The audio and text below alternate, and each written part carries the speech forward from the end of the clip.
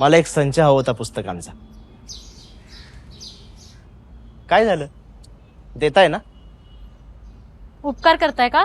अहो नाही, उपकार कसले त्यात? मगाशी तुम्ही मला पुस्तकांचं महत्त्व पटवून देत होतात, तेव्हा माझा नेमका फोन सुरू होता, त्यामुळे माझी चिडचिड झाली. पुढच्या आठवड्यात मी गावी जाणार आहे, तेव्हा मी माझ्या पुतण्यांना एक संच देईल म्हणतो. द्या.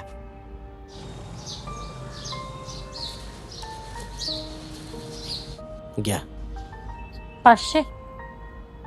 माझ्याकडे सुट्टे नाहीत. सुट्टे असतील तर द्या ना. एकतर सकाळपासून एकही पुस्तक नाही गेलेलं. हो राहू द्या, एवढं काही नाही. हो, 200 रुपये पुस्तकाचे होत असताना मी 300 रुपये एक्स्ट्रा का घेऊ? असू द्या, एवढी मोठी अमाऊंट नाहीये. घ्या. भिकारी समजताय का दान धर्म करताय?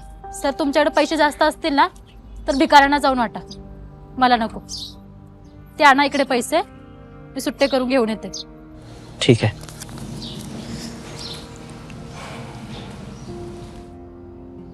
ताई, 500 रुपये सुट्टे द्या ना.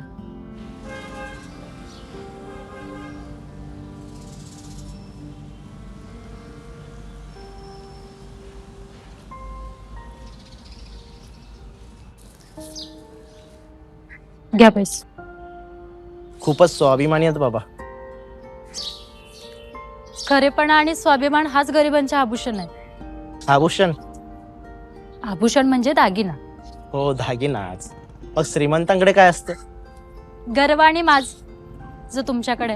हो, तुमचा काहीतरी गैरसमज होतोय. सकाळी मला माझ्या बॉसचा फोन आलेला. ते मला 6 महिन्यासाठी बँगलोरला पाठवतात आणि त्यात तुमची सततची बडबड. बापरे, म्हणून माझी जरा चिडचिड झाली. हो, एखादी चांगली गोष्ट सांगायला गेलं ना तर लोकांना ती कधीच पटत नाही, म्हणून आम्हाला सतत बडबड करावी लागते, तरच त्यांना ती पटते.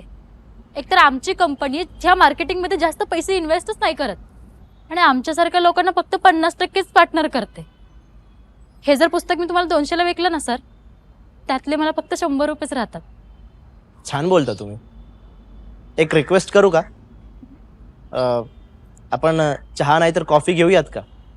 तसंही तुम्ही सकाळी घरातून लवकर बाहेर पडला असाल, भूक लागली असेल. अशा अनोळखी माणसांसोबत मी कॉफी कशी घेऊ? माझ्यासोबत ओळख करा ना. मी योगेश जाधव, फ्रॉम पंढरपूर. पंढरपूरच्या माणसांवर विश्वास ठेवायला काय हरकत नाही. अहो, डोळे झाकून विश्वास ठेवा. पंढरपूरची माणसं फसवत नाही आणि त्यांच्या डोळ्यातच खरेपणा असतो. मग बाकीच्यांच्या डोळ्यात नसतो का खरेपणा? असतो, पण खात्री जरा कमीच.